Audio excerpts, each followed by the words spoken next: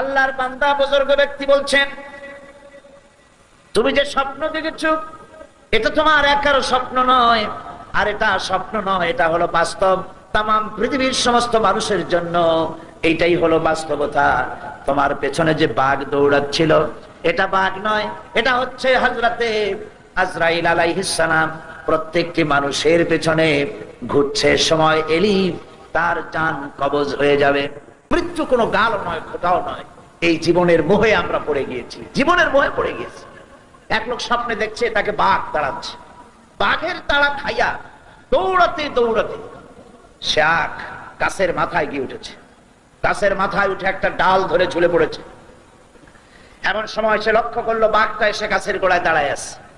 ডালটা যে নিচে ঝুলে পড়েছে তার নিচে দেখছে বিরাট কুয়া, সেই কুয়ার ভিতরে বড় এক অজগর হা করে আছে।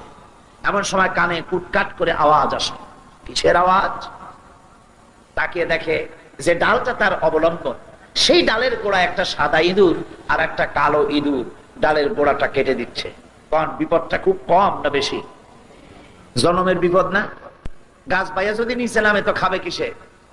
বাঘে। আর ডাল ভাঙে যদি নিচে পড়ে খাবে কিসে? এমন সময় তার মাথায় ঠান্ডা কি জানি পড়লো। উপরের দিকে তাকাইছে।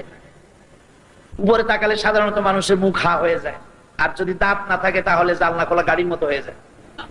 উপরের দিকে তাকাইছে, মুখটা হা হয়ে গেছে। আর অমনি উপরে ছিল মধুর চাক, সেখান থেকে ফোটা ফোটা মধু পড়তেছিল, সে মধু চাটতেছে।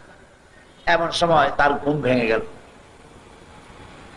এক বুজুর্গ ব্যক্তির কাছে গিয়ে বলছে, হুজুর এই রকমের একটা মারাত্মক স্বপ্ন দেখেছি, অর্থ কি কিছুই বুঝলাম না। আল্লাহর বান্দা বুজুর্গ ব্যক্তি বলছেন, তুমি যে স্বপ্ন দেখেছো এটা তোমার একার স্বপ্ন নয়, আর এটা স্বপ্ন নয়, এটা হলো বাস্তব।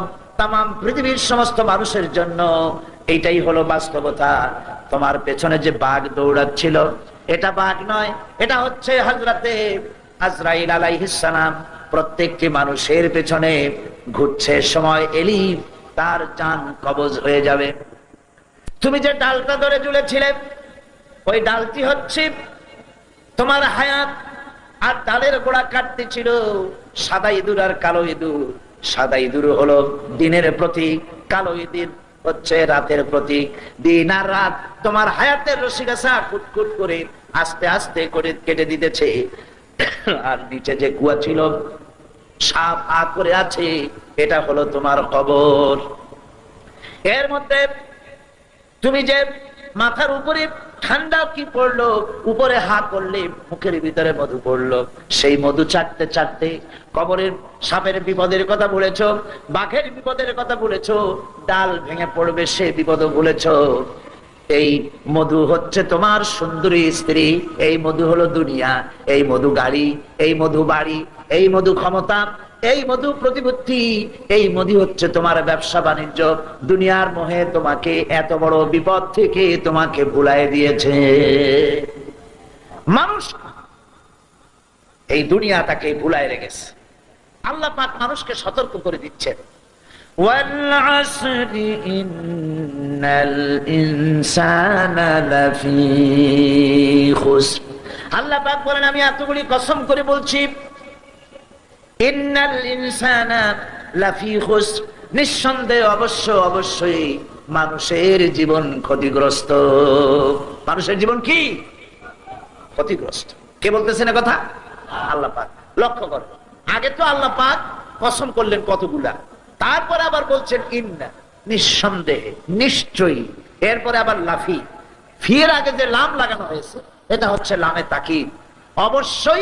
অবশ্যই মানুষের জীবন কি জোরে কর ক্ষতিগ্রস্ত। কে বলতেছেন? আমরা আল্লাহ রাব্বুল আলামিন তার কথার গুরুত্ব বুঝতে পারি নাই, সাধারণ মানুষেরা বুঝতে পারে নাই। সেজন্য মানুষের জীবনের সফলতার বিফলতার মাপকাঠি হলো মানুষ মনে করে বাড়ি করেছি, গাড়ি করেছি, ক্ষমতায় গিয়েছি, আমার জীবন সফল হয়ে গেছে। আসল জীবনের সফলতার বিফলতা এর মানদণ্ড হচ্ছে ঈমান। এর মানদণ্ড কি? ঈমান আছে কি? জীবনের সফলতার বিফলতা কোনটা এটা বলে দিতে পারেন আল্লাহ সুবহানাহু ওয়া তাআলা। তাই আল্লাহ রাব্বুল আলামিন বলছেন, ইন্নাল ইনসানা লাফি খুসর। আল ইনসান, কোরআন যখন নাজিল হচ্ছে সেই সময়ের মানুষদেরকে কিন্তু বলা হয় নাই বলা হয়েছে অনাগত ভবিষ্যতে কিয়ামত পর্যন্ত এই পৃথিবীতে যত মানুষ আসবে সমস্ত মানুষের জীবন কি ক্ষতিগ্রস্ত। বলেন জীবন কি? সাতখানা কাজ করলে জীবন সবল হয়ে যাবে। তার প্রথম কাজটা হলো ঈমান। প্রথম কাজটা কি? ঈমান। এই ঈমান তো আমরা সবাই এনেছি, আনছি না ঈমান? আমি মনে করি না কোনো বেঈমান এখানে আসছে। আমরা সব ঈমানদার, আমরা সব কি ঈমানদার। আমরা ঘোষণা করেছি লা ইলাহা ইল্লাল্লাহু মুহাম্মাদুর রাসূলুল্লাহ। জোরে পড়েন লা ইলাহা ইল্লাল্লাহ, লা ইলাহা ইল্লাল্লাহ, লা ইলাহা ইল্লাল্লাহ, লা ইলাহা ইল্লাল্লাহ মুহাম্মাদুর রাসূলুল্লাহ। এটা হচ্ছে ঈমানের মূল ভিত্তি। ঈমান কাকে বলে? চরিত্রের মানসিক ভিত্তি যেটা, ওইটাকে বলা হয় ঈমান। ঈমান হচ্ছে আমন ধাতু থেকে এর উৎপত্তি। এটার অর্থ হচ্ছে চরিত্রের মানসিক ভিত্তি, নির্ভীকতা এবং বিশ্বস্ততা। আল্লাহর উপরে পরিপূর্ণ বিশ্বাস এবং নির্ভীকতা। ইসলামে ঈমানের গুরুত্ব সবচাইতে বেশি। ইসলামের সবচাইতে বেশি গুরুত্ব কোনটা?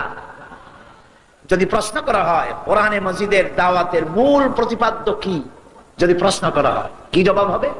ঈমান। কোরআনের মূল দাওয়াত কি? ঈমান। কোরআনে কারীম অবতরণ এবং রাসূল করিম সাল্লাল্লাহু আলাইহি ওয়াসাল্লামের আগমনের একমাত্র উদ্দেশ্য হচ্ছে ঈমানের দাওয়াত দেওয়া। কিসের দাওয়াত দেওয়া? কোরআনের ভাষায় শুনুন, কোরআনের ধারক বাহক সম্পর্কে আল্লাহ রাব্বুল আলামিন কোরআনে কারীমের মধ্যে বলেছেন রব্বানা ইন্নানা সামি'না মুনাদিয়ান ইউনাদি লিল ঈমান। হে আমাদের রব, নিশ্চয়ই আমরা এমন একজন আহ্বায়কের ডাক শুনেছি, এমন এক আহ্বায়কের ডাকে আমরা সাড়া দিয়েছি যিনি আমাদেরকে ঈমানের আহ্বান করেছেন, যিনি আমাদেরকে ঈমানের ডাক দিয়েছেন। তিনি হচ্ছেন নবী মুহাম্মদ রাসূলুল্লাহ সাল্লাল্লাহু আলাইহি ওয়াসাল্লাম। কোরআনে হাকিম এক সুস্পষ্ট সীমারেখা টেনে পৃথিবীর মানুষকে দুটো শ্রেণীতে বিভক্ত করে দিয়েছে। পৃথিবীর মানুষ মূলত দুই শ্রেণীতে ভাগ। কয় শ্রেণী? নারী আর পুরুষ নয়, সাদা আর কালো নয়। মূলত পৃথিবীর মানুষকে দুইটা ভাগে বিভক্ত করা হয়েছে। এক হচ্ছে ঈমান আনয়নকারী, ঈমান পোষণকারী, আর এক হচ্ছে অবিশ্বাসী। এই দুইটা শ্রেণী পৃথিবীতে। কয়টা শ্রেণী হলো? দুটি শ্রেণী। ঈমান পোষণকারী যারা, তারা হচ্ছে সত্যশ্রয়ী, তারা জ্ঞান এবং নূরের সম্পদে তারা ধন্য। আর যারা অপর দলটি যারা, তারা হচ্ছে মূর্খ, হেদায়েতের রাস্তা তাদের জন্য অবরুদ্ধ। আর যারা ঈমান এনেছে তাদের জন্য হেদায়েতের রাস্তা উন্মুক্ত। এই দুটি ভাগ সম্পর্কে, দুটি দল সম্পর্কে আল্লাহ পাক কোরআনে কারিমে বলছেন মাসালুল ফারিকাইনি কাল আ'মা ওয়াল আসাম্মি ওয়াল বাসীরি ওয়াস সামি' হাল ইয়াস্তাবিয়ানি মাসালান আফালা তাযাক্কারুন। এই দুই শ্রেণীর লোকদের দৃষ্টান্ত এরূপ, যেমন একটি লোক কথাও বলতে পারে, কানেও শোনে, আর অপর লোকটি কথাও বলতে পারে না, কানেও শোনে না। এই দুইটি দৃষ্টান্ত হচ্ছে ঈমান আনয়ন, ঈমান পোষণকারী আর অবিশ্বাসী। এই দুজনের জন্য এই দৃষ্টান্ত দেওয়া হয়েছে। এরপরেও কি তোমরা এর থেকে উপদেশ গ্রহণ করবে না? তার মানে হলো যারা কানে শোনে এবং যারা চোখে দেখে তারা হচ্ছে ঈমান আনয়নকারী। চোখ দিয়ে হক দেখেছে, কান দিয়ে হক শুনেছে, অন্তর দিয়ে বিশ্বাস করেছে, এরা হলো ঈমানদার। আর যারা বেঈমান, তারা দেখেও দেখে না, শুনেও শোনে না। আকাশ দেখে কয় ওটা একটা নীলা নীলা দেখা যায়, আসলে আকাশ বলতে কিছু নাই।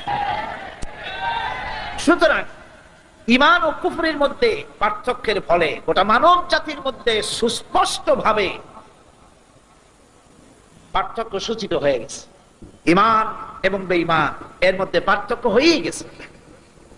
কোরআনে কারিমে রব্বুল আলামিন বলেন লা ইকরাহা ফিদ্দীন ক্বাদ তাবায়্যানার রুশদু মিনাল গায়ব। দ্বীনের ব্যাপারে কোনো জোর জবরদস্তি নাই। আর হেদায়েত আর গোমরাহি একে পৃথক করে দেওয়া হয়েছে। হেদায়েতের পথ কোনটা আর গোমরাহির পথ কোনটা, কোনো প্রচ্ছন্ন নাই, কোনো অন্ধকার নাই, খুব স্পষ্ট করে মানুষের সামনে তা তুলে ধরা হয়েছে। فمن يكفر بالطاغوت ويؤمن بالله فقد استمسك بالعروة الوثقى لا انفصام لها والله سميع عليم। فمن يكفر بالطاغوت, এখন যে ব্যক্তি তাগুতকে অস্বীকার করবে এবং আল্লাহর উপর ঈমান আনবে, সে তো এমন রজ্জু অবলম্বন করলো যে রজ্জু কখনো ছিড়বার নয়, কখনো ধ্বংস করার নয়, কেউ তাকে ধ্বংস করতে পারবে না, বিচ্ছিন্ন করতে পারবে না, যে তাগুতকে অস্বীকার করে আল্লাহর প্রতি ঈমান এনেছে। তাগুত হচ্ছে সেই শক্তি যে শক্তি শুধু আল্লাহর আইন নিজেই অমান্য করে না, অন্যদেরকেও অমান্য করতে বাধ্য করে, সেটাকে বলা হয় তাগুত। আরবিতে তাগুত শব্দ বুঝাবার জন্য এরকম বলা হয়, দরিয়ার ভিতরে পানি যখন দুই কূলের সীমারেখা ঠিক রেখে জোয়ার ভাটা হয়, তখন বলা হয় পানি দরিয়ার আইন কানুন মেনে চলছে। আর যখন এই পানি দুই কূল উপচে এলাকাগুলিকে প্লাবিত করে দেয়, তখন আরবিতে এটাকে বলা হয় তগাল বাহা, অর্থাৎ দরিয়ার ভিতরে সীমা লঙ্ঘনকারী শক্তি সৃষ্টি হয়েছে। আল্লাহু ওয়ালিয়্যুল্লাযীনা আমানু ইউখরিজুহুম মিনাজ-যুলুমাতি ইলান-নূর। যারা ঈমান এনেছে, আল্লাহ রাব্বুল আলামিন হচ্ছেন তাদের জন্য অভিভাবক, আল্লাহ রাব্বুল আলামিন তাদের জন্য হচ্ছেন অভিভাবক, আল্লাহ তাদেরকে বন্ধু এবং অভিভাবক হচ্ছেন আল্লাহ পাক। আল্লাহ পাক ঈমানদারদেরকে অন্ধকারের ভিতর থেকে টেনে আলোর দিকে তাদেরকে বের করে আনেন। ওয়াল্লাযীনা কাফারু আউলিয়াউহুমুত তাগুতু ইউখরিজুনাহুম মিনান নূরি ইলাজ-যুলুমাত। আর যারা মহাসত্যকে অস্বীকার করেছে, তাদের অভিভাবক হচ্ছে তাগুত, তাদের অভিভাবক হচ্ছে সীমা লঙ্ঘনকারী শক্তি। আর এই তাগুত তাদেরকে আলোর ভিতর থেকে বের করে অন্ধকারে নিয়ে যায়। উলাইকা আসহাবুন নারি হুম ফিহা খালিদুন। এরা হচ্ছে জাহান্নামে। এরা কোথায় যাবে? জাহান্নামে যাবে, চিরকাল এই জাহান্নামে তাদেরকে থাকতে হবে। এখন যে ঈমানের এত বড় গুরুত্ব, সেই ঈমানের পরিচয়টা কি, সে পরিচয় জানা দরকার না জানা দরকার নেই? বলেন জানা দরকার কিনা? অবশ্যই জানা দরকার। যে কারণে আজকে বিশ্ববাসী মুসলমানদের কপাল পুড়েছে, সেই বিষয়টা ভালো করে বুঝতে হবে, নইলে কপাল আরো পুড়বে। ঈমানের পরিচয়টা কি? সত্যিকারের ঈমানদার তার পরিচয় হচ্ছে ইন্নামাল মুমিনুনা আল্লাযীনা আমানু বিল্লাহি ওয়া রাসূলিহি সুম্মা লাম ইয়ারতাবু। সত্যিকারের মুমিন যারা, তারা হচ্ছে ওই সব লোক যারা আল্লাহর উপরে ঈমান এনেছে, রাসূলের উপরে ঈমান এনেছে, আর এরপরে বিন্দু মাত্র সন্দেহের প্রশ্রয় দেয়নি। কথা বুঝতে পেরেছেন? সন্দেহের বিন্দু মাত্র প্রশ্রয় দেয়নি। আল্লাহর উপর বিশ্বাস করেছে। কিভাবে? এইভাবে করেছে, খায়রিহি ওয়া শাররিহি মিনাল্লাহি তাআলা। আমার ভালো আমার মন্দ কে করতে পারে? এতে বিন্দু মাত্র সন্দেহ নেই। আছে সন্দেহ? যাদের সন্দেহ আছে যে আল্লাহ ছেলে দিতে পারে না, মেয়ে দিতে পারে না, ওরাই তো মাজারে যায়, ঠিক কিনা? সন্দেহ রয়ে গেছে আল্লাহ দিবেন কিনা, সেই জন্য আরেকজন মন্ত্রী ধরা দরকার। ছোটবেলায় দেখছিলাম সরস্বতী পূজা হচ্ছে, দেখি সরস্বতীর সামনে সেখানে একটা টাকা, কিছু ধান, দোয়াত কলম, কিছু চাল। তো ওই হিন্দু এক ছাত্র ছিল আমার সাথে, তার বাড়িতে এই ঘটনা ঘটছে। আমি তারে জিজ্ঞেস করলাম যে সরস্বতী মূর্তির সামনে এগুলো কেন, এই টাকা ধান চাউল এগুলো থুইছো কেন? কয় যে এগুলি ভগবানকে স্মরণ করায় দেওয়া। কলম দেখে তিনি মনে করবেন আমার বিদ্যার দরকার, চাউল দেখে মনে করবে আমার চাউলের দরকার, তারপরে টাকা দেখে মনে করবে আমার ধনবান হওয়া দরকার। ভগবানকে স্মরণ করায় দেওয়ার জন্য এগুলি তার সামনে রাখা হয়, যে সব জিনিস রাখবো উনি স্মরণ করে আমার তাই দিবেন। আমি বললাম এইরকমই ভগবান তোমাকে, আল্লাহ রাব্বুল আলামিনকে স্মরণ করাই দিতে হবে। প্রশ্নই ওঠে না। সুতরাং ঈমান আনতে হবে আল্লাহর উপরে, এরকম ঈমান যে আমার ছেলে যদি না থাকে, সন্তান যদি না থাকে, কে দিতে পারেন? আল্লাহর নামটা নিলেন আমার সামনে দিয়ে 5-6 জনে, আর বাকি লোকেরা হা করে বসে থাকলেন। আল্লাহর নাম নিলে লজ্জা করে নাকি? ভয় করে নাকি? তাহলে চিল্লায় কোন সন্তান না থাকলে দেবে কে? আমি যদি অভাবগ্রস্ত হই তাহলে আমাকে সচ্ছল বানায় দেবে কে? আমি যদি কাঁদি আমার কাঁদার জবাব দিবেন কে? আমি যদি বিপদে পড়ি তার থেকে আমাকে বাঁচাবেন কে? আমার যদি অসুখ হয় তার থেকে কে মুক্ত করবেন? শুনুন আমাদের পিতার ভাষা, আমাদের পিতা কে? মাশাআল্লাহ, আপনাদের ওয়াজ শুনে মজা আছে। তার মানে আমি বলার আগেই আপনারা ঠিক পান যে আমি কি করব। ইব্রাহিম আলাইহিস সালাম আমাদের পিতা, তিনি যে কথাটা বলেছেন আল্লাহর কাছে এত প্রিয় হয়েছে, কথা আল্লাহ কোরআন শরীফ উঠাই দিয়েছে। সুবহানাল্লাহ। ইব্রাহিম আলাইহিস সালাম বলছেন ওয়াইদা মারিতু ফাহুয়া ইয়াশফিন, আমি যখন অসুস্থ হই তখন আল্লাহ রাব্বুল আলামিন আমাকে রোগ মুক্ত করে দেন। এটাই মা। অসুখ সারে না, আপনি দৌড়ে যাবেন আজমিরে, অসুখ ভালো হয় না দৌড়ে যাবেন বাগদাদে, অসুখ ভালো হয় না চলে যাবেন হাইকোর্টের বাজারে। ঈমান নষ্ট হয়ে গেছে। ঈমান কি হয়ে গেছে? ঈমান বরবাদ হয়ে গেছে। আল্লাহ পাক বলছেন সত্যিকারের মুমিন তো তারা, ইন্নামাল মুমিনুনা আল্লাযীনা আমানু বিল্লাহি ওয়া রাসূলিহি সুম্মা লাম ইয়ারতাবু, আল্লাহ এবং রাসূলের উপর ঈমান আনছে এমন ঈমান যে ঈমানের মধ্যে বিন্দুমাত্র সন্দেহের প্রশ্রয় দেয় না। রোগ যতই দুরারোগ্য হোক, যত কঠিন হোক, আমার রোগ থেকে মুক্ত করবেন কে? দেখেন না আইয়ুব আলাইহিস সালাম কি পরীক্ষাটা দিলেন, দেন নাই কোন? ওই রকম অসুখ হইলে আমরা কি পারবো? সামান্য জ্বর হয় 2 দিনে ছাড়ে না, তারপর কয় যে এত নামাজ পড়ি তারপরেও 104 ডিগ্রি জ্বর আমার হওয়া লাগে। সহ্য কথা। বন্ধুগণ, সন্দেহের প্রশ্রয় দেওয়া যাবে না আল্লাহর ঈমানে। 2 নম্বর হচ্ছে আল্লাহর প্রতি ঈমান, আর এরপর 1 নম্বরে আল্লাহর উপরে ঈমান, 2 নম্বরে রাসূলের প্রতি ঈমান। কার উপর ঈমান? এতেও বিন্দু মাত্র সন্দেহের প্রশ্রয় দেওয়া যাবে না। রাসূল হচ্ছেন নেতা। রাসূল কি? বিশ্ব নেতা, মুকাম্মাল নেতা, যার সমস্ত হুকুম উম্মতদের মানতে হবে।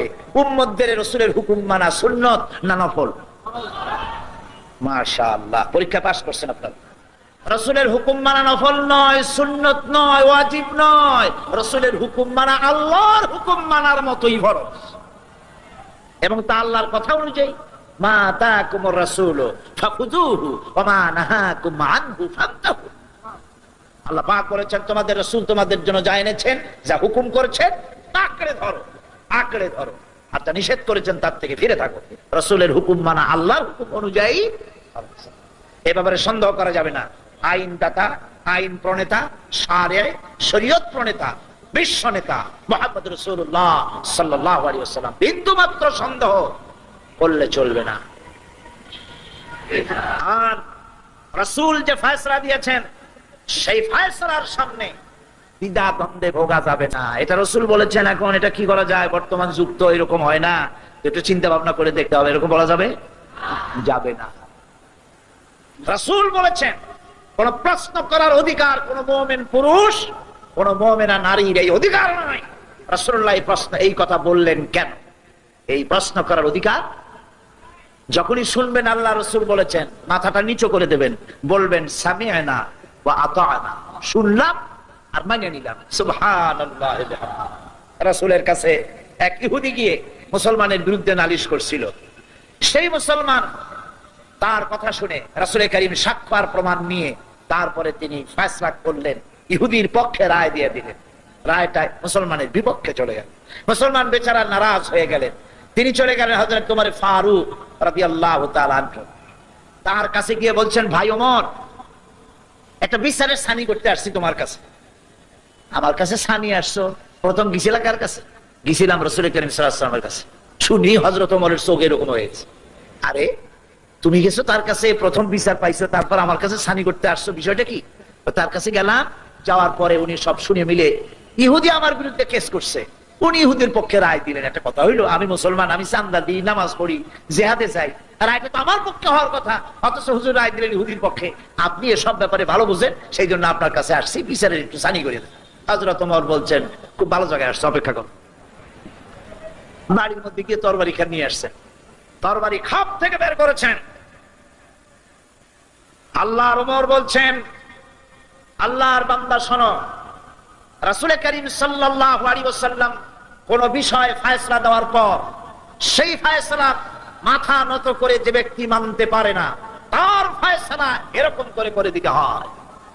তরবারির আঘাত মারলেন, কল্লা ছিটকে কয়েক গজ দূরে পড়ে গেল। এর অর্থ হলেই যে ব্যক্তি মুসলমান দাবি করে আর এরপরে ইসলামকে অস্বীকার করে, নবীকে নেতা হিসাবে তার সমস্ত বক্তব্য মানতে রাজি হয় না, পৃথিবীতে বেঁচে থাকার অধিকার তার নাই। সুতরাং ঈমান হবে এমন ঈমান আল্লাহ এবং রাসূলের উপরে, সেই ঈমানের ভেতরে বিন্দু মাত্র সন্দেহকে প্রশ্রয় দেওয়া যাবে না। সলিড ঈমান। কি ঈমান হবে? ঈমান হচ্ছে মুসলমান হওয়ার ফাউন্ডেশন। মুসলমান হওয়ার জন্য, বেহেশতে যাওয়ার জন্য ফাউন্ডেশন কি?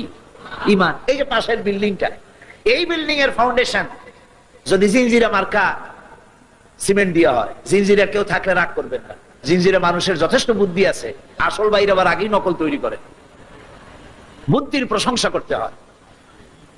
তো ওই ধরনের নকল সিমেন্ট দিয়া যদি এর ফাউন্ডেশন দেওয়া হয়, তাহলে ভূমিকম্প আসার আগেই তো ভাঙিয়ে শেষ হয়ে যাবে। ঠিক কিনা কর, জোরে কন ঠিক কিনা?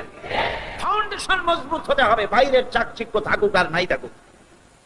মুসলমানের সবচাইতে বড় ফাউন্ডেশন হচ্ছে তার ঈমান। ফাউন্ডেশন কি? ঈমান যদি মজবুত হয় তাহলে দুনিয়া এবং আখিরাতে নাজাত পাওয়া যাবে।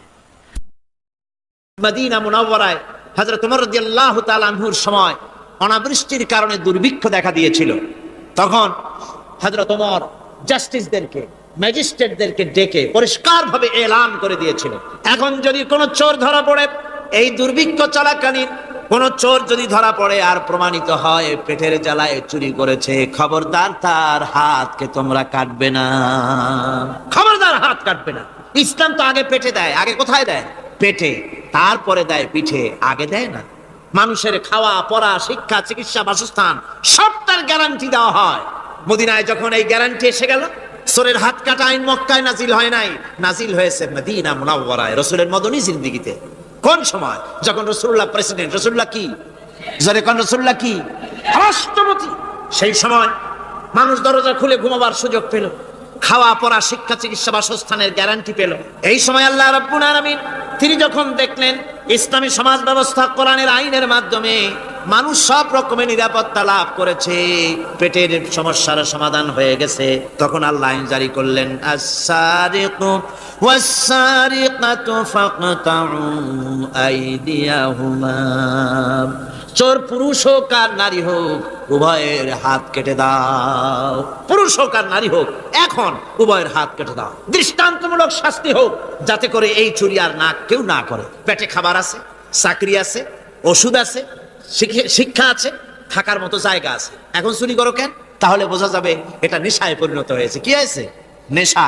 তখন তো আর চোরকে বসায় সেলুট মারা আর যাবে না, এখন হাতটা কাটিয়া একটা শাস্তি দিয়ে দাও। আমাদের দেশে কিন্তু চোরের হাত কাটা আইনের ব্যাপারে কোন চোরেরা আজ পর্যন্ত মিছিল করে না।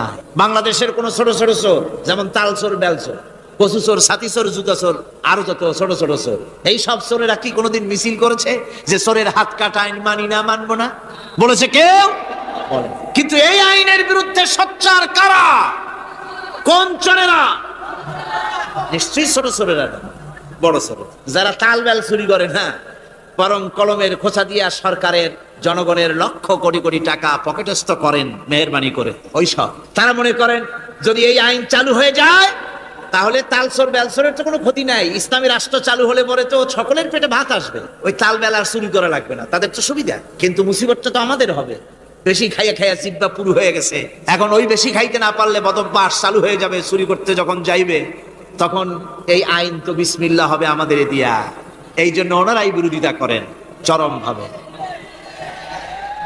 আর ইসলামের সব আইনের সাথে বিরোধিতা করার জন্য বাংলাদেশে যতগুলি পত্রিকা বেরিয়েছে তার মধ্যে শীর্ষস্থানে রয়েছে ভারতের রায়ের টাকায় পরিচালিত নিকৃষ্ট আবর্জনা পত্রিকা আজকের কাগজ।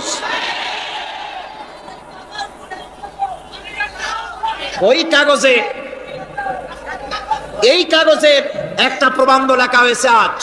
সেই প্রবন্ধে লেখা হয়েছে ধর্মভিত্তিক রাজনীতি এমনি এমনি নিষিদ্ধ করা যাবে না, সম্ভব হবে না, এটাকে একেবারে গোড়া থেকে উপড়ে ফেলে দিতে হবে।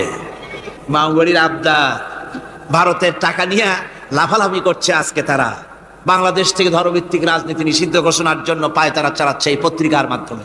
এই পত্রিকার একমাত্র কাজ গোটা জাতিসত্তাকে দ্বিধা বিভক্ত করা, ইসলামের বিরুদ্ধে ইয়াং জেনারেশনকে খেপিয়ে তোলার জন্য আদা পানি খেয়ে লেগেছে।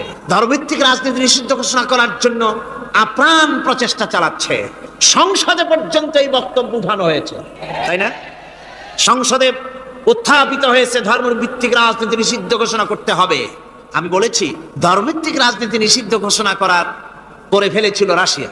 রাশিয়ার যেই পার্লামেন্টে বসে ধর্মভিত্তিক রাজনীতি নিষিদ্ধ ঘোষণা করা হয়েছিল, যে পার্লামেন্টের ঘোষণার বলে লক্ষ লক্ষ মুসলমানদেরকে জবাহ করা হয়েছে রাশিয়ায়, যে পার্লামেন্টের ঘোষণার বলে মসজিদ মাদ্রাসা ভেঙে চুরে একাকার করে দেওয়া হয়েছিল রাশিয়ায়, যেই পার্লামেন্টে বসে আলেম ওলামা পীর দরবেশদেরকে হত্যা করার জন্য নির্দেশ দেওয়া হয়েছিল রাশিয়ার যে পার্লামেন্ট থেকে, সেই দেশ আজ আর আস্ত নাই, দেশটা টুকরা টুকরা হয়ে গিয়েছে। বাংলাদেশের পার্লামেন্টে আজকে যারা এই দুঃসাহসিক কথা বলছেন, ধর্মভিত্তিক রাজনীতি নিষিদ্ধ ঘোষণা করার কথা যারা উচ্চারণ করছেন, রাশিয়ার পার্লামেন্টের ইতিহাস ভুলে যাবেন না।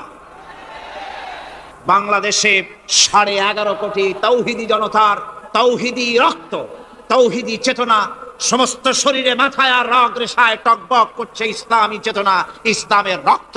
এই মুসলমানদের সাথে আগুন নিয়ে খেলা করার চেষ্টা করো না। আমার বন্ধুগণ, কোরআনের আইন বন্ধ করার ক্ষমতা কারো নাই। আইন চালু হলে পরেই শান্তি আসবে।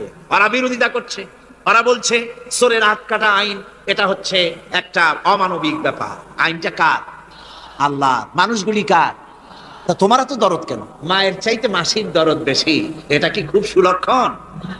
না, এটা দারুণ কুলক্ষণ।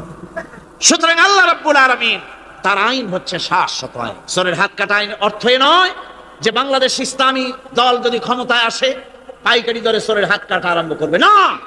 ততক্ষণ পর্যন্ত আইন চালু হবে না যতক্ষণ পর্যন্ত সমস্ত মানুষ তাদের কর্মসংস্থান না হবে, খাবার না পাবে, চাকরি বাকরি না হবে, খেয়ে পরে খাওয়া পড়া শিক্ষা চিকিৎসা বাসস্থান সবটার গ্যারান্টি মিলবে, তারপরে আইন চালু হবে। এর আগে আল্লাহ রাব্বুল আলামিন ফৌজদারি দণ্ডবিধির আওতার ভিতরে চোরের কি শাস্তি হবে তা বললেন, নরহত্যার শাস্তি কি হবে তাও আল্লাহ পাক এখানে বলছেন, ইয়া আইয়ুহাল্লাযীনা আমানু কুতিবা আলাইকুমুল কিসাসু ফিল কাতলা। আল্লাহ পাক বলেন তোমাদের প্রতি নরহত্যার শাস্তি স্বরূপ কিসাস নির্দিষ্ট করা হয়েছে, অর্থাৎ হত্যার বদলে হত্যা করা। একজন মানুষ আর একজন মানুষকে হত্যা করেছে, কোরআনের আইন হচ্ছে ওকেও হত্যা করা। কি সুন্দর আইন, সুবহানাল্লাহ পড়েন। তাহলে কি হবে? রেডিও টেলিভিশনে পত্র পত্রিকার মাধ্যমে যদি খবর ছড়ানো হয় যে হত্যাকারীর বিচার হবে কোরআনের আইন অনুযায়ী, প্রকাশ্য রাজপথে হত্যাকারীকে তাকেও যদি হত্যা করে দেওয়া হয়, এই দৃশ্য উপস্থিত জনতা যত দেখবে, পত্র পত্রিকায় খবর পাবে, টেলিভিশনের পর্দায় দেখতে পাবে, যারা দেখলো এই সব লক্ষ লক্ষ জনতার ভেতরে মানুষ হত্যা করার দুঃসাহস আর আসবে? আল্লাহ পাক বলছেন এটা হচ্ছে মানুষের কিসাস, এর মধ্যে রয়েছে মানুষের জীবন। এরপরে নরহত্যার শাস্তি আল্লাহ পাক এভাবে কোরআনে কারীমের মধ্যে বললেন। জিনার শাস্তি, আয-যানিয়াতু ওয়াজ-যানি ফাজলিদু কুল্লা ওয়াহিদিন মিনহুমা মিআতা জাল্লা। আল্লাহ রাব্বুল আলামিন বলেন জিনাকারিনী পুরুষ, জিনাকারিনী নারী আর জিনাকারা পুরুষ, তাদের শাস্তি হচ্ছে উভয়কে 100 করে দৌড়া মারা, প্রাণদণ্ড দিয়ে দেওয়া। এই শাস্তি যদি হয় জেনা বন্ধ হয়ে যাবে, বিবাহ সহজ হবে। ইসলামী রাষ্ট্র হলে পরে জেনা করা কঠিন হবে, বিবাহ করা সহজ হয়ে যাবে। এটা হচ্ছে কোরআনের আইনের সুন্দর বিধান। জেনার শাস্তি, চোরের শাস্তি, নরহত্যার শাস্তি জুডিশিয়াল লয়ের আওতায়, ফৌজদারি দণ্ডবিধির আওতায় এগুলি পড়ে। এগুলি সব কোরআন শরীফে আছে না নাই? আছে কিনা? তাহলে কি করে আপনি বলবেন আপনি ধর্ম নিরপেক্ষ? আপনি শুধু ধর্ম আপনার ব্যক্তিগত ব্যাপার আর রাজনীতি একটা আলাদা ব্যাপার। এবারে আল্লাহ রাব্বুল আলামিন মদ পান সম্পর্কে, যারা মদ পান করবে, জুয়া খেলবে যারা, তাদের সম্পর্কে, মদ্যপায়ীদের ব্যাপারে আল্লাহ পাক বলছেন ইন্নামাল খামরু ওয়াল মাইসিরু ওয়াল আনসাবু ওয়াল আজলামু রিজসুম মিন আমালিশ শাইতানি ফাজতানিবুহু। আল্লাহ পাক বলেন নিঃসন্দেহে মদ, জুয়া এবং পাশা, এই সমস্ত খেলাকে, এই সমস্ত জিনিসকে নাপাক ঘোষণা করা হয়েছে। এগুলি সব হতেছে শয়তান কর্তৃক উদ্ভাবিত নোংরা কাজ। এগুলি শয়তানের কাজ। মদ আর জুয়া কার কাজ? যারা বলেন কার কাজ? শয়তানের কাজ। সুতরাং ফাজতানিবুহু, এর থেকে তোমরা ফিরে থাকো। আল্লাহ বলছেন মদ এবং জুয়া মানুষকে আল্লাহর জিকির থেকে ফিরায় রাখে। ফাহাল আনতুম মুনতাহুন, এগুলি শোনার পরেও কি তোমরা এর থেকে ফিরে থাকবে না? এবার আল্লাহ রাব্বুল আলামিন ওজনে কম দেওয়া সম্পর্কে বলছেন। যারা ব্যবসায়ী, অনেক ব্যবসায়ী আছে, ব্যবসা করতে গিয়ে ধর্ম ব্যক্তিগত ব্যাপার, ব্যবসার মধ্যে ধর্ম নিতে চাই না। কয় যে ধর্ম দারুণ পবিত্র জিনিস, এত পবিত্র, শুধু মসজিদে থাকবে, শুধু মাদ্রাসায় থাকবে, আমার জীবনের বিস্তীর্ণ অঙ্গনে ধর্ম ঢুকতে পারবে না। তার মানে ভাবখানা এই, আল্লাহ এবং রসুলকে বলে দেওয়া হচ্ছে হে আল্লাহ, হে রসুল, তোমাদের উপরে 144 জারি করে দিলাম, শুধু মসজিদে আর খানকায় থাকো, মাদ্রাসায় থাকো, আমাদের জীবনের বিস্তীর্ণ অঙ্গনে তোমাদের কোনো প্রবেশের অধিকার নাই। জোরে কর নাউযুবিল্লাহ। আল্লাহ পাক মানুষের জীবনের সকল ক্ষেত্রে আইন চলবে আল্লাহ। ইনিল হুকমু ইল্লা লিল্লাহ, আইন চলবে কার? আল্লাহ রাব্বুল আলামিন বলেন ওজনে কম দিও না। ওয়াউফুল কাইলা ইযা কিলতুম ওয়াজনু বিল কিসতাসিল মুস্তাকিম। মেপে যখন কোন জিনিস দিবে পরিমাপে কম দিবে না, ওজন করে যখন দিবে ওজনেও কম দিবে না। আল্লাহ পাক কোরআনে কারীমের মধ্যে সুন্দর করে সব কথা বলে দিলেন। ওজনে কম করো না, পরিমাপে কম করো না, সঠিকভাবে এটাকে দিও।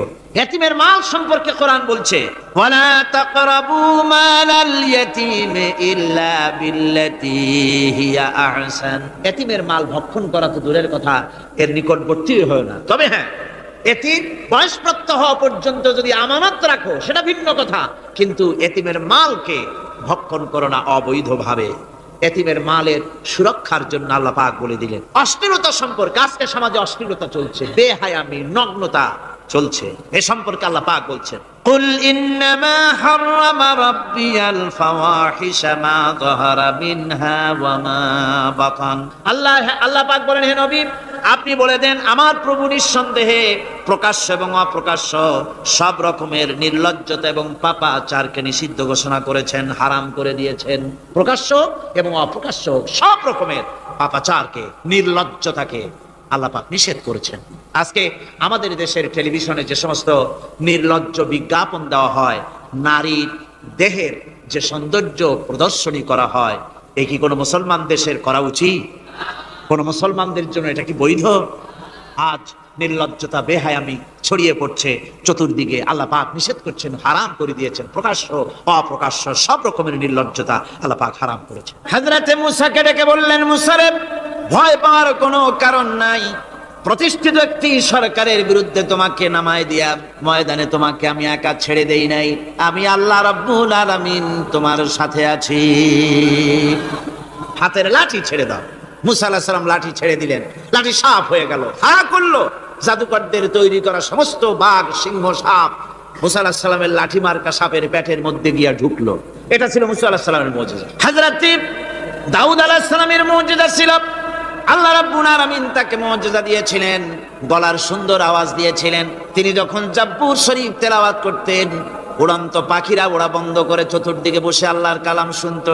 তিনি লোহা দিয়ে অস্ত্র তৈরি করতেন। অস্ত্র বানাবার সময় আগুন দিয়ে লোহা পোড়ায় অস্ত্র বানাতে হয়। দাউদ আলাইহিস সালামের তার প্রয়োজন ছিল না। তিনি যখন লোহা হাতির ভিতরে নিয়ে চাপ দিতেন, লোহা পানি হয়ে আঙ্গুলের ফাঁক দিয়ে গলে পড়ে যেত। এটা ছিল তার মুজিজা। হযরত সুলাইমান, আল্লাহ রাব্বুল আলামিন তাকে মুজিজা দান করলেন। কোরআনে কারীমের ভিতরে রব্বুল আলামিন বলেন, হযরত সুলাইমান আলাইহিস সালাম সকাল বেলায় বিনা মেশিনে, বিনা ইঞ্জিনে তক্তার উপরে বসে যেতেন। তক্তা 1 মাসের পথ অতিক্রম করত। আবার সন্ধ্যা বেলায় বসতেন, এই তক্তা আর 1 মাসের পথ অতিক্রম করে যেত। ঈসা আলাইহিস সালামের মুজিজা ছিল, জন্মান্ধের চোখের উপরে হাত বুলিয়ে দিতেন, সঙ্গে সঙ্গে চোখ ভালো হয়ে যেত। কুষ্ঠব্যাধিগ্রস্ত লোকের গায়ে হাত বুলাতেন, সঙ্গে সঙ্গে কুষ্ঠব্যাধি ভালো হয়ে যেত। এই হলো তাদের মুজিজা। পয়গম্বরেরা বিদায় হয়ে গেলেন, মুজিজা বিদায় হয়ে গেল। দাউদ আলাইহিস সালাম বিদায় হলেন, মুজিজার সাথে নিয়ে গেলেন। তার উম্মতেরা ওই লোহাগুলি আর কেউ গলাতে পারে নাই, আজও কেউ গলাতে পারে না, হাত দিয়া চেপে ধরে। সুলাইমান আলাইহিস সালাম দুনিয়া থেকে বিদায় হয়ে গেছেন, মুজিজা নিয়ে কবরে চলে গেছেন। আজ আর তার অনুসারীরা অথবা দুনিয়ার কোন মানুষ বিনা ইঞ্জিনে তক্তায় বসে আর হাওয়ায় উঠতে পারবে না। মুসা আলাইহিস সালাম বিদায় হলেন, লাঠির মুজিজা চলে গেল। তার উম্মতেরা, তার অনুসারীরা কিয়ামত পর্যন্ত যদি 1000 চেষ্টা চালায়, লাঠিকে আর কোনোদিন সাপে পরিণত করতে পারবে না। ঈসা আলাইহিস সালাম আল্লাহ রাব্বুল আলামিন তাকে উঠাই নিলেন, মুজিজা তিনি সাথে নিয়ে গেলেন। আজ তার কোটি কোটি শত শত কোটি উম্মতেরা দুনিয়ায় যারা তার উম্মত দাবি করে, খ্রিস্টানেরা হাজারো যদি চেষ্টা চালায়, তবুও জন্মানদের চোখের উপরে হাত বুলিয়ে চোখ আর ভালো করতে পারবে না। কুষ্ঠব্যাধিগ্রস্ত লোকের গায়ে হাত বুলিয়ে কুষ্ঠব্যাধি ভালো করতে পারবে না। তার মানে হলো নবীরা যে যা যত মুজিজা পেয়েছিলেন, জীবদ্দশায় মুজিজা কাজে লেগেছে, দুনিয়া থেকে বিদায় হয়েছেন, মুজিজার সাথে নিয়ে গেছেন। কিন্তু আপনার আমার নবী, বিশ্ব নবী জনাব মুহাম্মদ রাসূলুল্লাহ সাল্লাল্লাহু আলাইহি ওয়াসাল্লামের কাছে আল্লাহ রাব্বুল আলামিন তাকে যত মুজিজা দিয়েছিলেন, 3000-এর উপরে আল্লাহর নবীর মুজিজা ঘটেছিল 23 বছরের নবুয়তের জীবনে। তার মধ্যে শ্রেষ্ঠ মুজিজা হতেছে কোরআন মাজিদ। আল্লাহর নবী বিদায় হয়ে গেলেন, মুজিজা সাথে নিয়ে যান নাই, মুজিজা রেখে গেলেন দুনিয়ায়। কিয়ামত পর্যন্ত দুনিয়াবাসী নবীর উম্মতেরা কোরআনের মুজিজা ব্যবহার করতে পারবে। কোরআনে কারীম রাসূল কারীম সাল্লাল্লাহু আলাইহি ওয়াসাল্লামের জীবনের শ্রেষ্ঠ মুজিজা। মানুষ পাগল হয়ে গেছে কোরআন শুনে। সুতরাং এই কোরআনের বৈশিষ্ট্য সকল দিক থেকে এক অপূর্ব একটি কিতাবে পরিণত করেছে, যা মানুষকে চিরকাল বিস্ময় হতবাক করে দিয়েছে। কোরআনের আরেকটি বৈশিষ্ট্য হচ্ছে, এই কোরআন এক সময় নাজিল হয় নাই। 30 পারা কোরআন শরীফ একসাথে নাজিল হয়েছে না, কোরআন নাজিল হয়েছে আস্তে আস্তে, ধীরে ধীরে। কত বছর লাগলো? 23 বছরেরও কিছু বেশি সময় ধরে কোরআন ধীরে ধীরে রাসূল কারীম সাল্লাল্লাহু আলাইহি ওয়াসাল্লামের কাছে অবতীর্ণ হয়েছে। এমনটি আর কোনো কিতাব হয়নি, যা আর কোনো ধর্মগ্রন্থ যারা অন্যরা দাবি করে এরকম হয়নি। কোরআনে কারীমের আরেকটি বৈশিষ্ট্য হচ্ছে, যখন কাগজ ছিল না, ছাপাখানা ছিল না, এমনকি টেপ রেকর্ডার ছিল না, তখনকার নাজিলকৃত কিতাব যেভাবে নাজিল হয়েছিল সেইভাবে আজ পর্যন্ত অবিকল টিকে আছে, টিকে থাকবে ইলা ইয়াউমিল কিয়ামah।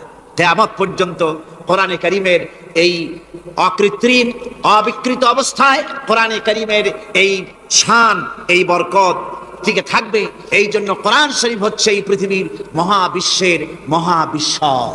কোরআন হচ্ছে পৃথিবীর মহাবিশ্বের মহাবিস্ময়। এর মর্যাদা সম্পর্কে রাসূল কারীম সাল্লাল্লাহু আলাইহি ওয়াসাল্লাম বলেছেন, ওয়ান উসমান রাদিয়াল্লাহু তাআলা আনহু আন্নাহু ক্বাল রাসূলুল্লাহ সাল্লাল্লাহু আলাইহি ওয়াসাল্লাম, খায়রুকুম মান তাআল্লামাল কুরআন ওয়া আল্লামাহু, রাওয়াহুল বুখারী। আল্লাহর নবী বলেন, তোমাদের মধ্যে সর্বোত্তম ব্যক্তি সেই, তোমাদের ভিতরে ভালো ব্যক্তি, উত্তম ব্যক্তি সেই যে ব্যক্তি নিজে কোরআন শেখে আর অন্যকে শেখায়। কোরআন যে শেখে আর অন্যকে যে শেখায়, সেই ব্যক্তি হলো তোমাদের মধ্যে সর্বোত্তম ব্যক্তি, ভালো ব্যক্তি। সুবহানাল্লাহ পড়েন। কোরআনে কারীমের এই মর্যাদা সম্পর্কে রাসূল কারীম সাল্লাল্লাহু আলাইহি ওয়াসাল্লাম বলেছেন, দুই ব্যক্তিকে, দুই শ্রেণীর লোককে ঈর্ষা করা যায়। অমুকে বিরাট বাড়ি করেছে, সে বাড়ি থেকে হিংসা হয়, আমি ওরকম বাড়ি করব, অমুকের মতো নেতা হব, অমুকের মতো বড় লোক হতে হবে। পরশ্রী কাতরতা অথবা ঈর্ষা করা, এরকমের ঈর্ষা করা জায়েজ নাই। রাসূলুল্লাহ বলেছেন, দুই ব্যক্তির সঙ্গে ঈর্ষা করা যায়। আন ইবনে ওমর রাদিয়াল্লাহু তাআলা আনহু আন্নাহু ক্বাল রাসূলুল্লাহ সাল্লাল্লাহু আলাইহি ওয়াসাল্লাম, লা হাসাদা ইল্লা আলাল ইসনাইন, দুই ব্যক্তি ছাড়া অন্য কারো সাথে হিংসা করা যায় না, রিস্ক করা যায় না। কোন কোন ব্যক্তি? রাজুলুন আতাহুল্লাহুল কুরআন ফাহুয়া ইয়াকুমু বিহি আনা আল-লাইলি ওয়া আনা আন-নাহার, ওই ব্যক্তির সঙ্গে ঈর্ষা করা যায়, হিংসা করা যায় যে ব্যক্তিকে আল্লাহ পাক কোরআনের ইলম দান করেছেন, সে ব্যক্তি দিন রাত কোরআন তেলাওয়াত করে, কোরআনের উপরে আমল করে, কোরআনের উপরে থাকে, মানুষকে কোরআনের দাওয়াত দেয়। ওই লোকের সাথে ঈর্ষা করা দরকার যে তার মতো হতে চায়। ওয়ারাজুলুন আতাহুল্লাহু মালান ফাহুয়া ইউনফিকু মিনহু আনা আল-লাইলি ওয়া আনা আন-নাহার, মুত্তাফাকুন আলাইহি, বুখারী মুসলিমের হাদিস। রাসূলুল্লাহ বলছেন অন্য আরেক ব্যক্তি হচ্ছে যে ব্যক্তিকে আল্লাহ পাক মাল দিয়েছেন, সম্পদ দিয়েছেন, ওই ব্যক্তি তার মাল আর সম্পদকে দিন রাত দুহাতে আল্লাহর রাস্তায় খরচ করে, তার মতো হওয়ার জন্য তার সাথে ঈর্ষা করা যেতে পারে। আমার বন্ধুগণ, এই কোরআন হচ্ছে এমন এক কিতাব যে কোরআনকে নিয়ে যারা অগ্রসর হয় আল্লাহ তাদেরকে বাড়ায় দেন, আর কোরআনের সাথে যারা হিংসা করে, বিদ্বেষ করে, আল্লাহ তাদেরকে অধপাতিত করে দেন। আন ওমর ইবনুল খাত্তাব রাদিয়াল্লাহু তাআলা আনহু قال قال رسول الله صلى الله عليه وسلم ان الله يرفع بهذا الكتاب اقواما ويضع به آخرين رواه مسلم। হযরত ওমর রাদিয়াল্লাহু তাআলা আনহু বলছেন যে আল্লাহ পাক এই কোরআনের সাহায্যে এক শ্রেণীর লোককে প্রতিষ্ঠিত করবেন দুনিয়ার বুকে, এবং আখিরাতেও আর এক শ্রেণীর লোককে করবেন অধপাতিত। যারা কোরআনের সাথে বিরোধিতা করবে, তারা যদি হিরো হয় আল্লাহ তাদেরকে জিরো বানাবেন। কি বানাবেন? জোরে কান কি বানাবেন? জিরো বানিয়ে দিবেন। আর কোরআনকে নিয়ে যারা আগ বাড়ে, তারা যদি জিরো হয় আল্লাহ পাক তাদেরকে কি বানায় দেন? কোরআনের সাথে বিরোধিতা আজকের নতুন কিছু নয়, আবহমান কাল থেকে কোরআনের সাথে চলছে বিরোধিতা। বিশ্বকবি, কবি সম্রাট আল্লামা ইকবাল, আল্লাহ তাকে জান্নাতুল ফেরদাউস নসিব করুন, সবাই বলুন আমিন। আল্লামা ইকবাল বলেছেন, সতীজা কর রহা হ্যায় আসল সে তাইমরোজ, সতীজা কর রহা হ্যায় আসল সে তাইমরোজ, चरागे मुस्तफा भी से शरारे बुलहबीस। মুহাম্মদ সাল্লাল্লাহু আলাইহি ওয়াসাল্লামের দ্বীপ শিকার সাথে, আল্লাহর দ্বীনের সাথে আবু জাহাল, আবু লাহাবের অগ্নিস্ফুলিঙ্গের সংঘর্ষ আবহমান কাল থেকে লেগে এসেছে, কিন্তু ওদের এই অগ্নিস্ফুলিঙ্গের টক্কর লেগে মুহাম্মদ সাল্লাল্লাহু আলাইহি ওয়াসাল্লামের টিম টিম করে জ্বলে ওঠা এই প্রদীপটি প্রচন্ড ঝড়ো হাওয়ার মুখে, টর্নেডো আর গর্কির মুখে নিভে যায়নি, জ্বলছে, জ্বলবে কিয়ামত পর্যন্ত। এটাকে নিভাবার ক্ষমতা বিশ্বের কোনো মানুষের নাই। ফু দিয়ে কেউ যদি নিভাতে চায়, চেহারা শুদ্ধ, মাথা শুদ্ধ, পুড়ে ছাই হয়ে যাবে, কোরআনের আলোকে নির্বাপিত করতে পারবে না।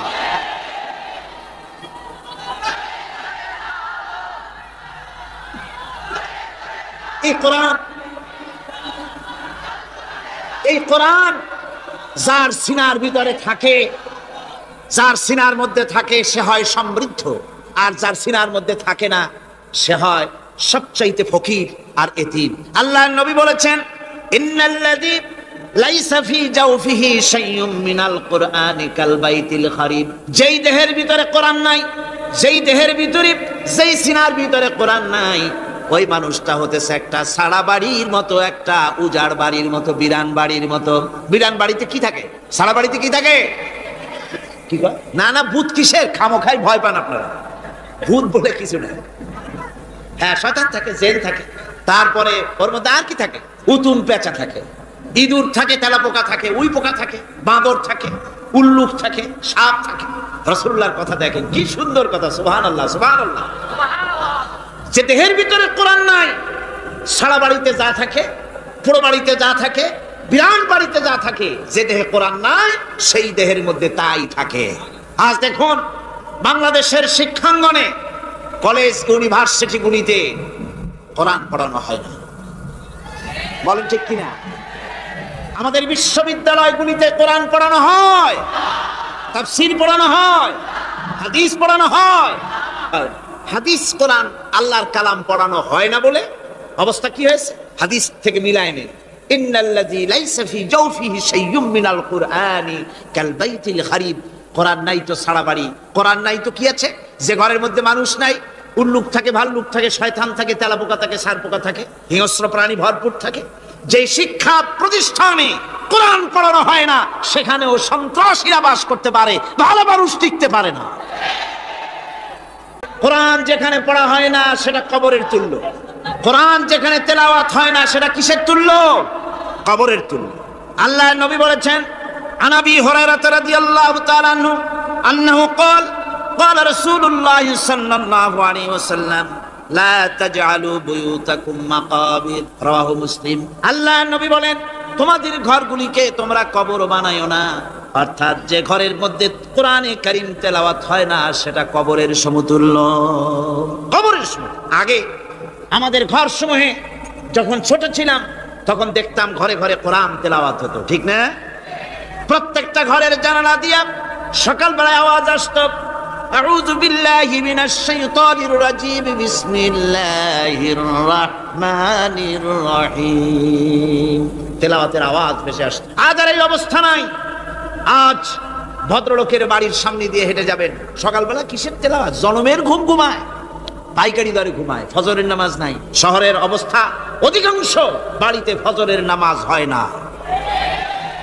ডিসেন্টিনার মাধ্যমে, আগে তো শুধু বাংলাদেশের ছবি, ডিসেন্টিনার মাধ্যমে সারা পৃথিবীর শয়তানি আর বদমাশি ঘরে বসে গেলা যায়। উপকারিতা এবং অপকারিতা দুটোই আছে। নিউজ দেখা যায়, সাথে সাথে আবার নিউজের সাথে আরো বাজে কিছু দেখা যায়। এগুলো দেখতে দেখতে রাত শেষ হয়ে আসে, ঘুমায় জনমের মতো, এক ঘুমে বেলা 9টা আর 10টা। কিসের ফজরের নামাজ আর কি এর কোরআন শরীফ তেলাওয়াত করে? এরপরে উঠলো 9টা-10টার সময়, উঠে তারপরে গানের মাস্টার এসে গেছে। তখন ইতিমধ্যেই গানের মাস্টার এসে গেছেন। কি দুর্ভাগ্যজনক সত্য কথা, ইংরেজি যে টিচার পড়ান, অঙ্ক যে টিচার করান, সপ্তাহে 3 ঘন্টা পড়াবেন, বেতন 2500 টাকা।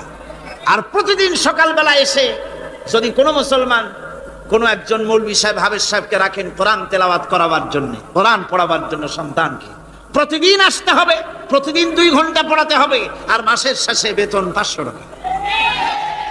কোরআনে কারীমের সাথে এই আচরণ। ও, আমি বেশি বলে ফেলেছি। যাদের অভিজ্ঞতা আছে তারা বলছেন 200 টাকা। এরপরে অঙ্ক ইংরেজি তো কাজে লাগে, ভালো কথা। তারপরে গানের মাস্টার আসছেন, তিনি শেখাবেন কি? রবীন্দ্রসঙ্গীতের প্যানপ্যানানি, যা শুনলে পরে কানে ময়লা জমে যেতে পারে, যে গান শুনলে জীবিত মানুষ মৃত্যু হয়ে যায়। নজরুলের কথা শেখানো হবে না, তাহলে সেটা হবে সাম্প্রদায়িকতা। গানের মাস্টারকে, নাচের মাস্টারকে 5,000 টাকা, 10,000 টাকা পর্যন্ত বেতন দেওয়া হয়। এ জাতির জন্য আল্লাহর রহমত কেমনে আসবে? কি কারণে আসবে? কোরআনের সাথে এই বেয়াদবি আমরা করেছি। ঘরগুলিকে, আজকে আমাদের ঘরগুলিকে আমরা কবরস্থানে পরিণত করে দিয়েছি। কোরআন তেলাওয়াত হচ্ছে। আমার বন্ধুগণ, কোরআন তেলাওয়াত করুন, বেশি বেশি তেলাওয়াত করুন, ঘরকে জীবিত করুন, সন্তানকে তেলাওয়াত করান, আপনি নিজেও তেলাওয়াত করুন। কোরআনে কারীম যারা তেলাওয়াত করবেন তাদের সম্পর্কে আল্লাহর নবী বলেন, মান কারাআল কুরআনা ফাস্তাযহারাহু ফাহাল্লা হালালাহু ওয়া হারামা হারামাহু আদখালাহুল্লাহুল জান্নাহ।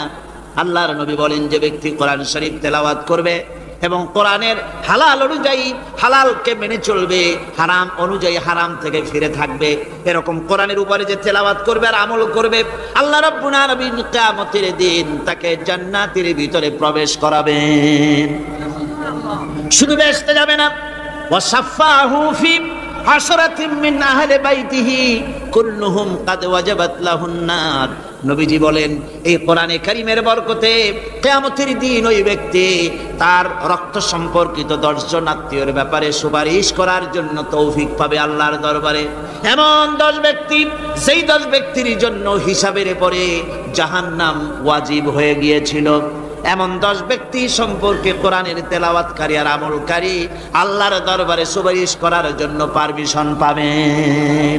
এমন নিয়ামত, সেই নিয়ামত থেকে আমরা বঞ্চিত হয়ে যাচ্ছি। আমি বলি না যে আপনারা কলেজ ইউনিভার্সিটিতে ছেলেদের পড়তে দিবেন না, আমি তা বলি না। তারা কলেজ ইউনিভার্সিটিতে বিলক্ষণ পড়াশোনা করুক, কিন্তু তাদেরকে কোরআন শরীফ শিখান।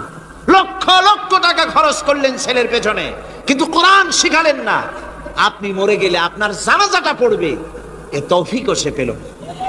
জানাজার ইমামতি তো দূরের কথা, জানাজার নিয়ত জানে না, পাক পবিত্রতা জানে না। বাপ মরে গেছে, সে তখন ছিল মার্কেটে, শুনলো বাপ মরছে, তাড়াতাড়ি জানাজায় শরীক হতে হবে। প্যান্টও পাক নাই, যেহেতু পেশাবের যখন বেগ এসেছিল দেওয়ালের পাশে দাঁড়াইয়া কাম সারছে, দোয়া মোছার কাম নাই, মাথায় টুপি নাই, নাক মোছা রুমাল ছিল পকেটে, রুমালটা মাথায় দিয়া দাঁড়ায় গেল। আল্লাহু আকবার। বাপের কপালে যা আছে তাই হোক। তারপরে বাপ মরে গেছে, কান্না শুরু করেছে। যেদিন মরছে সেদিন কাঁদতেছে, পরের দিনও একটু মুখ মলিন কান্দে। নাম বল্টু মিয়া। তার আবার এক বন্ধু আছে, তার নাম শান্টু মিয়া। শান্টু মিয়া বলছে, মিয়া বল্টু কান্দো কেন? বাপ মরে গেছে। এগুলো বাঁচে নাকি? এগুলো মরেই যায়। আমার একটা ছিল, ওটাও মরছে। চিরকাল কারো বাপ থাকে, সুতরাং এত মন খারাপ কেন? আসো, ইন্ডিয়া থেকে ভালো একটা বই আসছে, সেটা দেখে এত আনন্দ পাবে। বাপ তো বাপ, 14 গোষ্ঠী মরলেও মনের দুঃখ বুঝে যাবে। এরপরে বাড়ি এনে তাকে সিনেমার ছবি দেখানো হলো। ছবি সে দেখলো, ফেরার সময় বাপের কবরের কাছ থেকে যাওয়ার সময় দাঁড়িয়ে গেল ক্ষণিকের জন্য। আহারে বাপ, বিদায় হয়ে গেলা, কি দেব তোমার? কিছু তো নাই আমার কাছে, তাই সারা রাত ধরে যা কিছু দেখলাম এগুলি তোমার আমল নামায় দিয়ে গেলাম। জোরে কর নাউজুবিল্লাহ। আমি সমস্ত পিতাদেরকে বলতে চাই, সন্তানদেরকে কোরআন শিখান, কাজে লাগবে। কোরআন শিখালে কাজে লাগবে। কোরআন শরীফ মুখস্থ করেন, বেশি করে মুখস্থ করেন কোরআনে কারীম, আপনার ফায়দা হবে। হযরত ওমর রাদিয়াল্লাহু তাআলা আনহু বর্ণনা করছেন যে রাসূল কারীম সাল্লাল্লাহু আলাইহি ওয়াসাল্লাম বলেছেন, ইউকালু লিসাহিবিল কুরআনি ইকরা ওয়ারাত্তিল কামা কুনতা তুরাত্তিলু ফিদ দুনিয়া। কিয়ামতের দিন জান্নাতীদেরকে, বেহেশতীদেরকে আল্লাহ রাব্বুল আলামিন বলবেন, কোরআন শরীফ তেলাওয়াত করো আর উপরের দিকে উঠতে থাকো। কোরআনে যেভাবে দুনিয়ার বুকে কোরআনে কারীম তুমি মুখস্থ করেছিলে, ধীরে ধীরে তেলাওয়াত করতে, ওইভাবে ধীরে ধীরে কোরআন তেলাওয়াত করো আর উপরের দিকে উঠতে থাকো। আল্লাহ পাক বলতে থাকবেন, উপরের দিকে ওঠো, তেলাওয়াত করো আর ওঠো। উঠতে উঠতে যেই জায়গা গিয়ে তোমার তেলাওয়াত শেষ হয়ে যাবে, জান্নাতের ওই জায়গাটা তোমার জন্য বরাদ্দ হবে। আবু দাউদ শরীফের হাদিস। জান্নাতের ওই জায়গাটা তোমার জন্য বরাদ্দ হবে। এখন যাদের শুধু সূরা ইখলাস আর সূরা কাউসার মুখস্থ, তারা তো দুই পা আগাই বসে যাবে, উঠতে পারবেন না। বেশি বেশি মুখস্থ করেন, হাফেজ কোরআন হন অথবা হাফেজের মতো হন। বেশি বেশি মুখস্থ করেন সূরা ইয়াসিন, সূরা দুখান, সূরা আর রহমান, সূরা ওয়াকিয়া, সূরা মুজাম্মিল, এই সমস্ত সূরা, বেশি সূরা আল আরাফ, সূরা কাহাফ, সূরা মারিয়াম ইত্যাদি মুখস্থ করেন। কিয়ামতের দিন কাজে লাগবে। জান্নাতের অত উঁচায় উঠতে পারবেন। হাফেজ যে কোন জায়গায় যাবে, সুবহানাল্লাহ ওয়া বিহামদিহি। 30 পারা কোরআন যার সিনার ভিতরে, জান্নাতের কোন জায়গাটা আল্লাহ তাকে বরাদ্দ করবেন। সুবহানাল্লাহ, সুবহানাল্লাহ। কোরআনে কারীমকে মুখস্থ করুন, বেশি করে মুখস্থ করুন। কোরআনে কারীমকে বেশি করে তেলাওয়াত করুন। এই কোরআনে কারীমকে যারা বেশি করে তেলাওয়াত করবে, তেলাওয়াত করতে গিয়ে যারা আল্লাহর কাছে কিছু চাওয়ার সময় পাবে না, তাদের সম্পর্কে রাসূল কারীম সাল্লাল্লাহু আলাইহি ওয়াসাল্লাম বলেছেন হাদিসে কুদসি, হাদিসে কুদসি রাসূল কারীম সাল্লাল্লাহু আলাইহি ওয়াসাল্লাম বলেছেন, ইয়াকুলুর রাbb তাবারাক ওয়া তাআলা মান শাগালাহুল কুরআন ওয়ান যিকরি মাসআলাতি আতাইতুহু আফজালা মা উতিয়াস সাইলি। আল্লাহর নবী বলেন, আমার আল্লাহ পাক বলেছেন, কোরআন তেলাওয়াত করতে গিয়ে যারা ব্যস্ত থাকে, কোরআন তেলাওয়াত করতে করতে যারা আমার কাছে হাত পেতে কিছু চাওয়ার সময় পায় না, যারা আমার কাছে হাত পেতে কিছু চায়, তাদের থেকে তেলাওয়াতকারীদেরকে আমি রব্বুল আলামিন বেশি করে দেই। জোরে বলেন সুবহানাল্লাহ। কোরআন তেলাওয়াত করতে করতে যারা আল্লাহর কাছে হাত পেতে চাওয়ার সময় পায় না, আল্লাহ পাক বলেন যারা চায় তাদের থেকে তেলাওয়াতকারীকে আমি বেশি দেই। আমার বন্ধুগণ, শুধু তাই নয়, এই কোরআনে কারীম যারা তেলাওয়াত করবে, আমল করবে, কিয়ামতের দিন তার মা বাপের মাথার উপরে আল্লাহ রাব্বুল আলামিন, আবু দাউদ শরীফের হাদিসে এসেছে, তার মা বাপের মাথার উপরে নূরের টুপি পরিধান করানো হবে। এমন নূরের টুপি, এমন নূরের তাজ পরানো হবে, চন্দ্র সূর্যের আলোকে ম্লান করে দেবে। হাসরবাসীরা প্রশ্ন করবেন, এ লোকটি কে? কোন ফেরেশতা নাকি বলে না, কোন নবী নাকি বলে না, তবে কি ইনি কে? জবাব হবে, ইনি হচ্ছেন সেই ব্যক্তি যিনি তার সন্তানদেরকে কোরআন শিখিয়েছিলেন। কোরআন শিখানোর কারণে আল্লাহ রাব্বুল আলামিন আজ তার মা বাপের মাথার উপরে নূরের টুপি পরিধান করে হাসরের ভিতরে মর্যাদা দিলেন।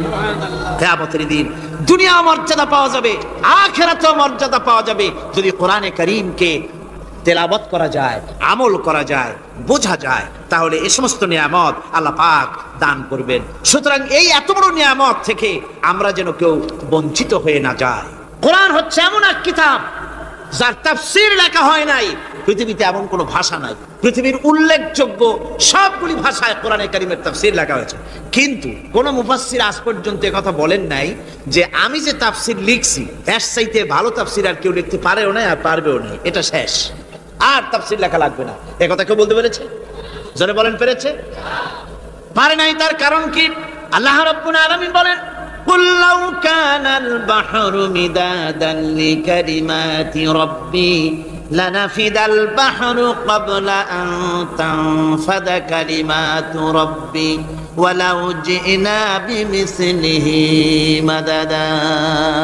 আল্লাহ পাক বলেন, নবী আপনি বলুন, আমার রবের কথাগুলি লেখার জন্য যদি সমুদ্রের পানিগুলি, সমুদ্রের সমস্ত পানিগুলি যদি কালিতে পরিণত হয়ে যায়, আর আমার রবের কথাগুলি যদি লেখা শুরু হয়ে যায়, আমার রবের কথাগুলি লেখার পূর্বে সমস্ত সমুদ্রের পানিগুলি শেষ হয়ে যাবে। তারপরে যদি আবার সমুদ্র ভরে দেওয়া হয়, আরো যদি লেখা হয়, তবুও আমার রবের কথা লেখা শেষ হবে না। আল্লাহ রাব্বুল আলামিন বলেন, ولو أن ما في الأرض من شجرة أقلام والبحر يمده من بعده 7 أبحر ما نفدت كلمة الله। আল্লাহ রাব্বুল আলামিন বলেন, মা নাফিদাত কালিমাতুল্লাহ।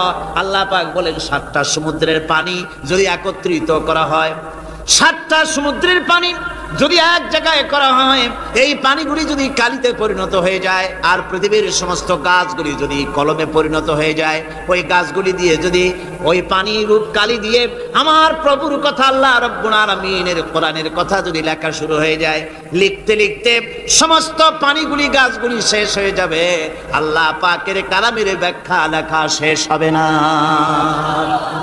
মা নাফিদাত কালিমাতুল্লাহ, আল্লাহর কথা লেখা শেষ হবে না। এত বড় বিরাট আজিম কিতাব আল্লাহ পাক আমাদেরকে দান করেছেন, সুবহানাল্লাহ পড়েন।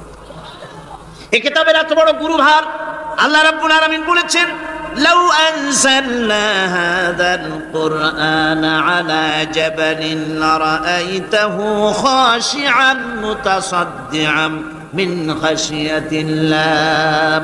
আমি যদি এই কোরআনকে পর্বতের উপরে নাজিল করতাম, তাহলে তুমি দেখতে পেতে আমার ভয় ভীত সন্ত্রস্ত হয়ে পাহাড়গুলো চূর্ণ বিচূর্ণ হয়ে যেত। এত বড় আসিম কিতাব আমি তোমাদেরকে দান করেছি, যার গুরুভার বহন করতে কেউ রাজি হয়নি, পাহাড় পর্বত কেউ রাজি হয়নি, মানুষ রাজি হয়েছে। এই মানুষের উপরে আমি এটা অবতীর্ণ করেছি, গোটা বিশ্ববাসীর সামনে এই কিতাব আমি দিয়েছি তোমাদেরকে, এর দ্বারা হেদায়েত তোমরা গ্রহণ করবে। কিয়ামতের দিন আল্লাহর এই বিরাট নিয়ামত আমাদেরকে দান করলেন, আমরা এই নিয়ামতের নাশকর করেছি, অর্থাৎ এই কোরআনকে আমরা ব্যবহার করেছি সঠিকভাবে করি নাই, বেঠিকভাবে করেছি। প্রথম দিন দ্বিতীয় দিন আমি বলেছি কোরআন শরীফকে শুধু তাবিজ তুমারের জন্য, শুধু সওয়াবের জন্য তেলাওয়াত করেছি। আসলে শুধু সওয়াবের জন্য তো আসেনি কোরআন। কোরআন বুঝতে হবে, আমল করতে হবে, তবে না শান্তি পাবো। আপনি যদি কোরআন হচ্ছে মানুষের জীবন সমস্যার সমাধানের গ্রন্থ, ওষুধ খেলে রোগ ভালো হয়। ওষুধ খেলে কি হয়? কেউ যদি সকাল বেলায় তসবিহ হাতে নিয়ে 500 বার পড়ে ওষুধ ওষুধ ওষুধ, 500 বার পড়লে রোগ কি ভালো হবে? বরং রোগ আরো বাড়তে পারে চিল্লাইতে চিল্লাইতে। শীতের জন্য লেপ গায়ে যায় না দিয়া কেউ যদি চিল্লাইতে থাকে, জিকির করে লেপ্ত শোক লেপ্ত শোক লেপ্ত শোক, শীত কি বন্ধ হবে নাকি? পানির পিপাসায় ছটফট করে মানুষ যদি চিল্লায় পানি পানি পানি পানি পানি, পানির পিপাসা আরো বাড়বে। তাহলে কি বোঝা গেল? পিপাসা লাগলে পানি পান করতে হবে, শীত লাগলে কম্বলটা গায়ে দিতে হবে, রোগ হলে ওষুধটা খেতে হবে, তাহলে সব সমস্যার সমাধান হবে। অনুরূপ ভাবে আমরা শুধু কোরআনে কারীমকে তেলাওয়াত করি সওয়াবের নিয়তে, তার হুকুমগুলি জীবনের উপরে আমল করি না বলে আজকের জীবন আমাদের বিপর্যস্ত হয়েছে। ব্যক্তিতে, পরিবারে, রাষ্ট্রে শান্তি নাই, কোথাও শান্তি নাই এই কারণে। আর কিয়ামতের দিন রাসূল আসামি করবেন তাদেরকে যারা কোরআন অমান্য করেছে। রাসূল হবেন বাদী। বাদী হবেন কে? যারা বলেন কে বাদী হবে? রাসূল। আসামি হবে কারা? যারা কোরআন ছেড়ে দিয়েছে। আল্লাহ রাব্বুল আলামিন বলেন, وقال الرسول يا رب إن قومي اتخذوا هذا القرآن مهجورا। কিয়ামতের দিন রাসূল আল্লাহর দরবারে ফরিয়াদ করবেন, আয় আমার রব, আয় আমার আল্লাহ তাআলা, এই সমস্ত লোকগুলি তোমার কালামকে, তোমার কোরআনকে অপ্রয়োজনীয় জিনিস বলে তারা পরিত্যাগ করেছিল। কোরআনকে অপ্রয়োজনীয় মনে করেছে, কোরআনের সাথে ঠাট্টা করেছে, বিদ্রুপ করেছে, কোরআন শিক্ষা ভিক্ষার ঝুলি, শেখার বুলি মনে করেছে। কোরআনের কোনো মূল্য দেয় নাই, কোরআনের কোনো দাম দেয়নি, কোরআনের সাথে ঠাট্টা করেছে, কোরআনের আইনের সাথে ঠাট্টা করেছে, বিদ্রুপ করেছে। আমাদের দেশে শিক্ষাবিদ, চিন্তাবিদ, বুদ্ধিজীবী নাম ধরনের নামধারী এক শ্রেণীর লোকেরা কোরআনের সাথে সরাসরি বেয়াদবি করেছে। আহমদ শরীফ বলেছে পরকাল নাই, আল্লাহ বলছেন পরকাল আছে। আর আহমক, আহমদ তো না, ওটা কি?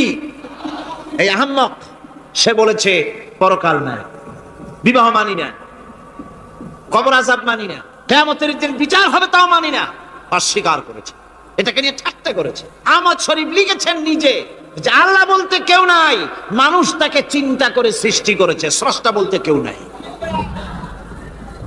তারপরে আর একটা মেয়ে লোক, আমি ওটার নাম নিতে ঘৃণাবোধ করি, এটি হচ্ছে চরম ধর্মদ্রোহী, রাষ্ট্রদ্রোহী, নাস্তিক, জাহান্নামের কীট, ডাস্টবিনের আবর্জনা। এই মেয়ে লোকটি বলেছে, তার বইতে লিখেছে, বেহেশত হচ্ছে এক অসভ্য উদ্যান। কোরআন শরীফে আল্লাহ পাক বলেছেন, আমলে সালেহ যারা করবে, নবীরা, ওলিরা, সিদ্দিকিন, সোহাদা সব যাবে জান্নাতে। আর সেই জান্নাতকে এই হাবিসা, এই নিকৃষ্ট ধর্মদ্রোহী, রাষ্ট্রদ্রোহী মহিলা, এই সে বলেছে বেহেশত হচ্ছে এক অসভ্য উদ্যান।